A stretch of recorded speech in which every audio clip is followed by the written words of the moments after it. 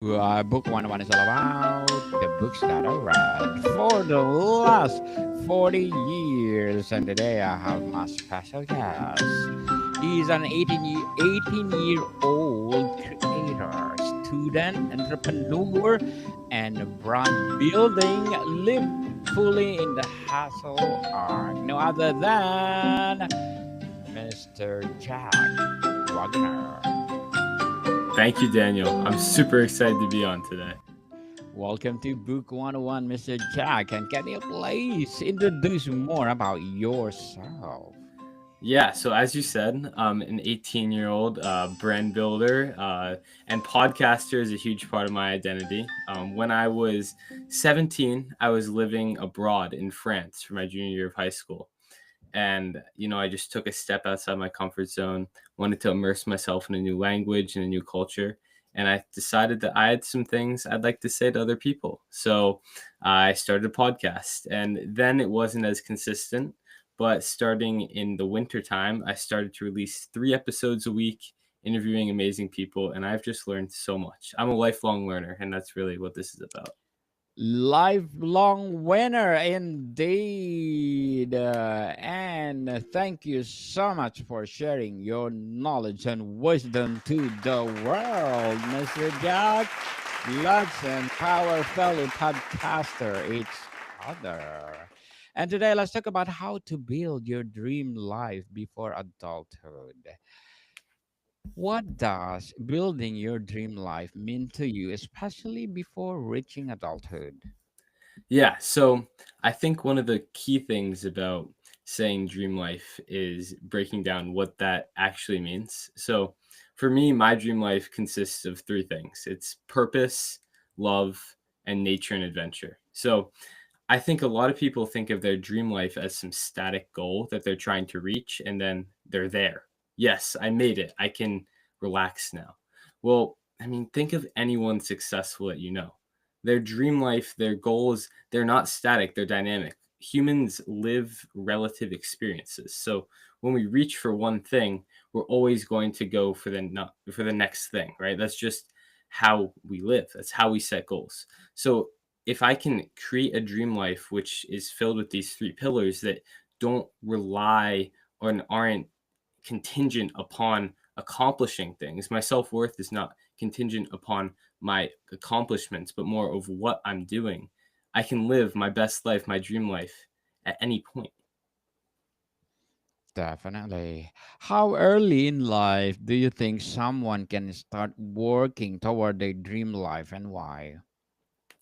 I think you can start literally whenever.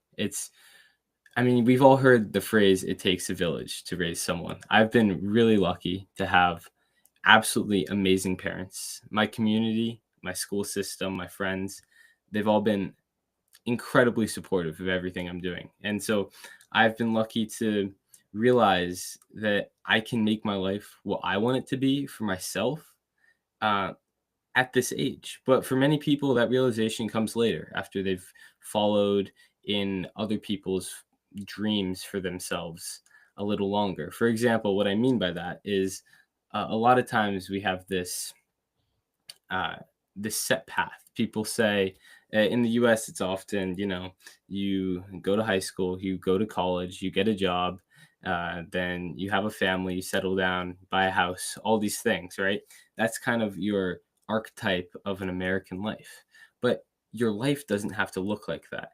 And I think social media definitely helped me realize that at an earlier age that I can make my life different from what I see a lot of lives around me looking like, but it's been made majorly influenced by my parents and my friends that I can do what I want to do because I love to do it. Yes, I have the passion of what I'm doing. That's the key. You have the passion and Mr. Jack. Very well said. Continue that passion.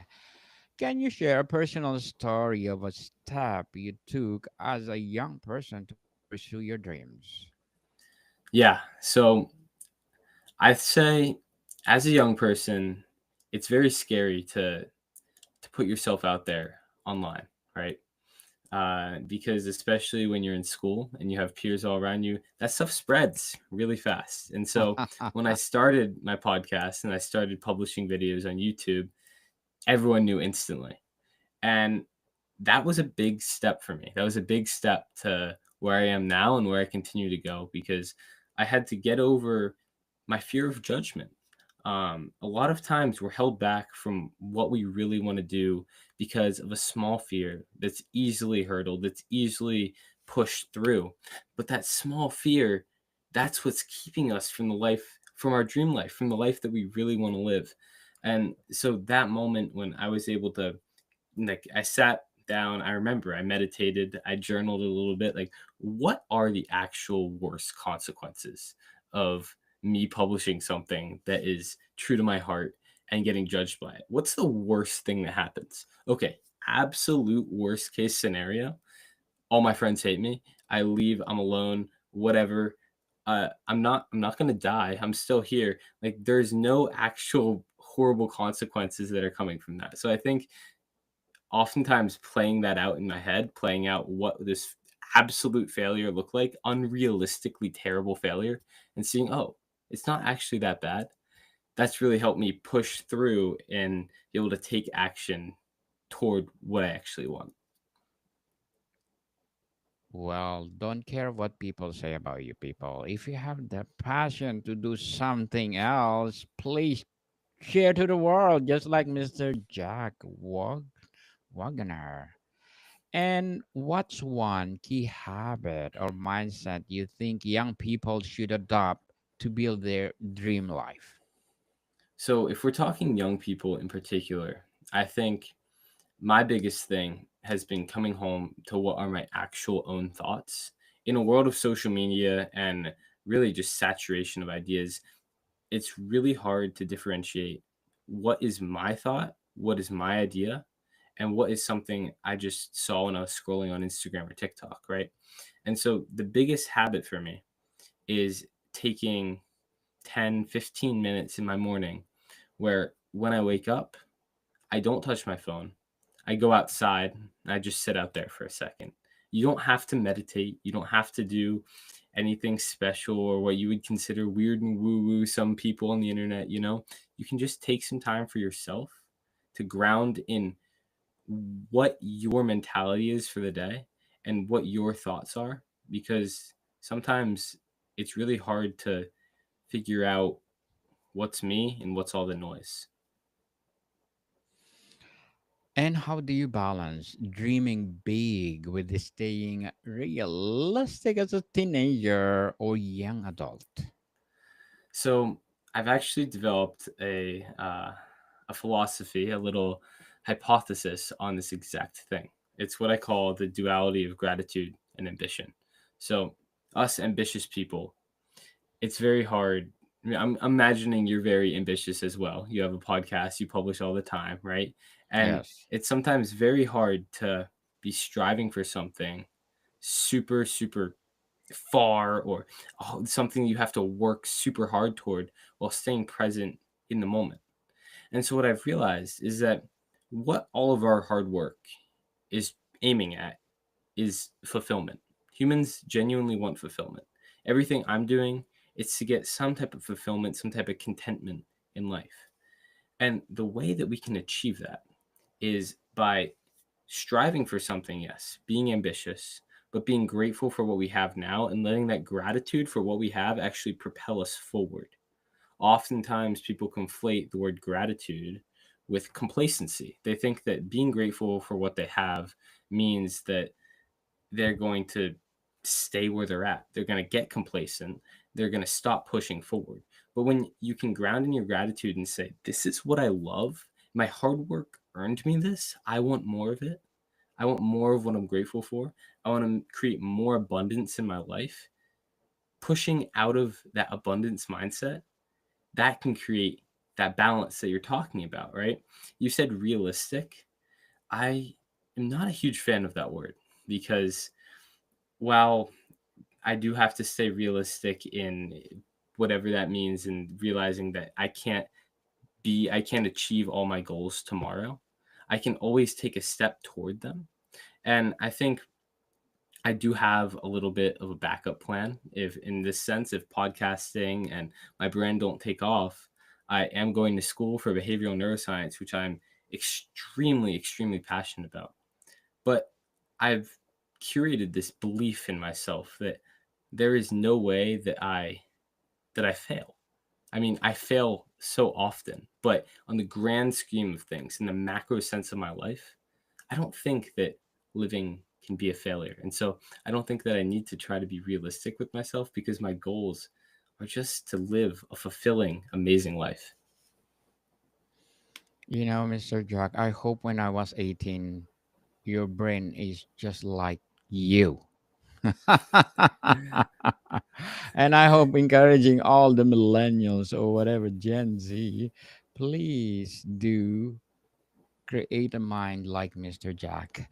How can a young people overcome fear of failure when chasing ambitious goals?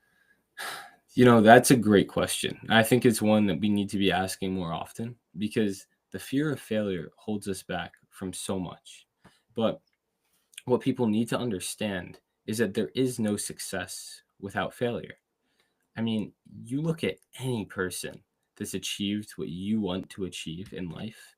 I always think of Steve Jobs, right? They look at Steve Jobs, people hear that name and they think of Apple, the success of Apple, the amazing brand we see today. But if you dig into his story and you read his book, you see all the challenges he faced. You see the time that he got booted out of his own company and had to go start other companies that he tried and he failed miserably at those, right? But that's where he learned. And when he came back to Apple, he was able to build the brand that we see today. And Yes. so, what I've learned, and one of my mentors tells me this, is fail often and fail fast and learn from it. I've started to think, what if the success that I'm dreaming of is like 30 failures away? How often would I look to push myself to failure? Because if I'm not pushing myself that far, I'm not learning, I'm not gaining my optimal amount of knowledge. I'm not sure if you're into weightlifting at all, but there's hypertrophy, and hypertrophy is best achieved through pushing yourself to failure, right? And so I've Yes. developed this philosophy of hypertrophy of learning in an entrepreneurial state, where we have to push ourselves to failure in order to learn the thing we need and grow the most in order to achieve our goals. And when we have that, and when we realize that the failure is what's going to help us achieve our goals, I don't think we need to fear it anymore. What advice would you give to a teen who feels overwhelmed by pressure to plan their future? Hmm. Another great one, because at 18, that's kind of exactly what's going on in my mind. A lot of people feel like they need to have it figured out, and that is ingrained on them societally. We look at 18-year-olds and we're like, you need to know exactly what you're doing 20 years from now, 30 years from now, so that you can retire at 65. And you're like, whoa, that is like that's like three times as much as I ever lived. And so Yes. and what we need to do is realize that you're getting yourself stuck. If you at 18 are making decisions for yourself at even 24, you're limiting your 24-year-old self to your 18-year-old perspective. Does that make sense? Makes sense. Yeah. Makes sense indeed, Mr. We have Jack. all of this learning in between, right? We have from 18 to 24, we have all of this learning in between. So, my advice for these people is to, and my peers, I say this all the time, is to follow your interests because doors were open along the way that you would have been closed off to if you just had one singular narrow minded path. So follow your interests in this moment, be present with what you want so that you in the future can make your best decision for yourself then. Very well said, Mr. Jack. Beautifully articulated. Indeed. And as a podcast host and while building your future career, what are your short term and long term goals? So short term, I have a few things, but one that's sticking out is I want to hit 100,000 downloads on my podcast by the time that I go to college, August 31st. So I've been pushing hard for that. Um, and I really want to interview some more absolutely amazing people on my podcast, learn a lot. Um, Short term, if we're considering like 4 years still short term, I want to graduate college, behavioral neuroscience degree from Northeastern University. Um, and yeah, I really want to build this podcast into something that it's a space for a lot of people to share their gratitude and pursue goals while staying present.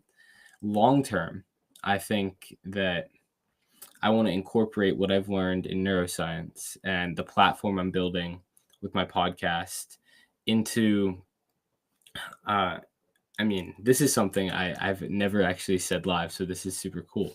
But I definitely want to help bring neuroscience more into the mental health space. People like Dr. Daniel Amen are already doing this, but bringing more neuroscience backed medication and different solutions to mental health problems into the space to help people live their best lives.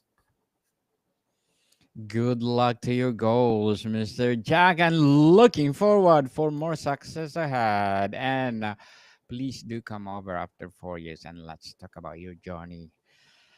Of And course. what would your piece of advice for those people out there who want to be, of course, like you? Well, if you want to be like me, the first thing I'd say is don't ever want to be like someone else. Want to be like yourself because the only person in the world that can be you is you. And that's amazing. And when you look at anyone that you do want to be like, they have embraced the fact that they are them and they can't be anybody else. They've achieved their unique success because they've embraced the parts of them that other people see as weird, but they realize that there's some people out there that think those traits are amazing and they think they're weird for them too. And that is how they build themselves to be successful because they embrace themselves as truly themselves. Yes, truly authentic you are. And Mr. Jack, can you recommend a book or books that influence your journey? So I have two right here. I have The Alchemist by Paulo Coelho and Siddhartha by Hermann Hesse. Now, these are pretty common books, I'd say, for people on journeys like mine, but they're common for a reason, and I think they should become even more common because the wisdom that they convey is so incredible. I found that, yeah, you can read nonfiction books and get amazing knowledge from them, but in these fables and these stories, you're really able to empathize with the characters and learn through their experience. I think that humans, and this is proven, we're very empathetic creatures. And so I found, at least for myself, I learn best through empathic experience, especially in things like The Alchemist, where I relate so much to the character. And the biggest takeaway from The Alchemist for me is that what he was searching for was in himself all or was where he started, right? And eventually it was in him. But what you're searching for is where you start. And that's amazing. It's all about the journey, right? To the same spot. The destination is not the goal. The destination is not the goal. Oh, wow. Interesting, Mr. Jack. And thank you for that recommendation. What is your take on the idea of hustle culture for young people trying to achieve their goals? So yeah, I know in my bio I talk about I'm in the hustle arc, and that is definitely true. I think today I've probably worked around 13 hours, but and it's summertime, right? So that's kind of crazy. But hustle culture, if you're trying to achieve your goals, can be very beneficial because sometimes if you want something, you really do just have to work harder than anyone else. And that's just a straight up fact. Even though sometimes the work sucks, you do have to work harder than anyone else if you want to be better than everyone else. the thing is, you can't neglect yourself. And that's why I created the duality of gratitude and ambition. Because in all of that work, in the 13 hours today, I also found time to spend time with my family and see a friend and slow down for a meal. Because if you neglect yourself, you're actually neglecting your work. I wrote about this in a newsletter I have yesterday. If you're working like a 15-hour day, your next day, you're not going to be able to do that. You're not going to be able to sustain that. Maybe Alex Ramosi would argue with me on this, but you need you need to prioritize yourself in order for your work to be productive. And if you can find time, if you block out time to prioritize yourself, you can still work obscene hours, but you just need those little breaks to regenerate yourself, because you are what is creating the magic in your work. How do you suggest young people define success for themselves rather than following societal expectations? Yeah.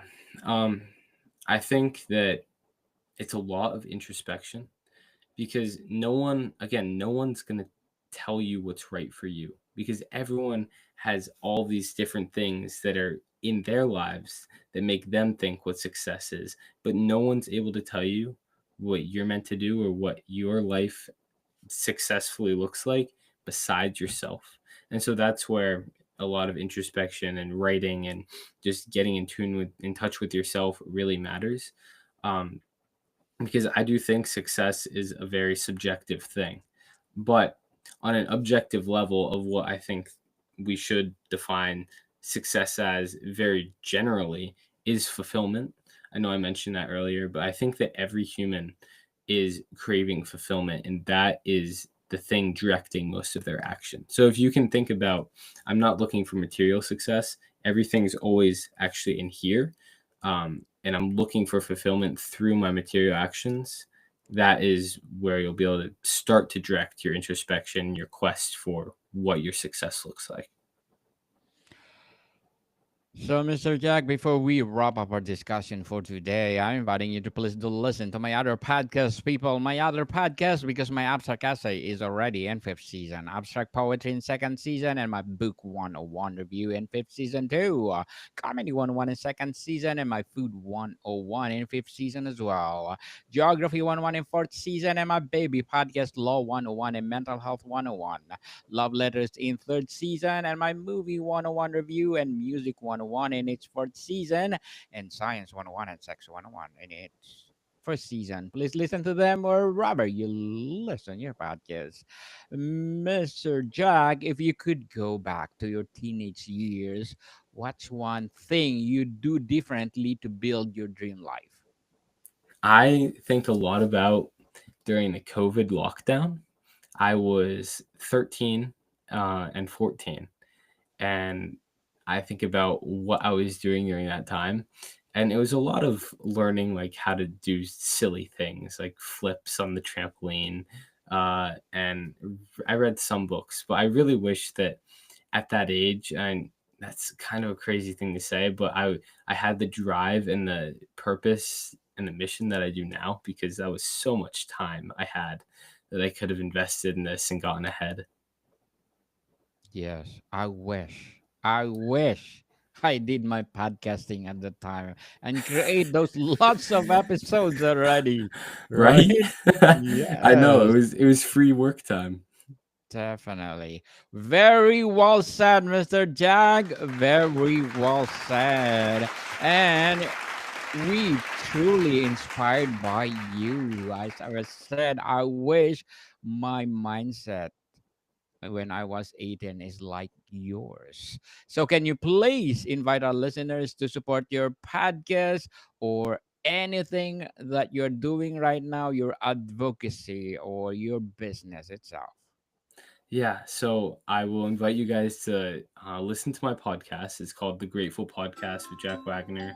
You can find it on YouTube, Apple Podcasts, Spotify, wherever you listen or get your podcasts. Um, yeah, I hope to see you there. Yes, people, let's support Mr. Jack Wagoner because if you support him, for sure, more and more and more empowering episodes of the podcast itself, more and more empowering advocacy itself at the age of 18. So, Mr. Jack, thank you so much for your time. Thank you, Daniel. I really appreciate this. More to come, people. See you soon.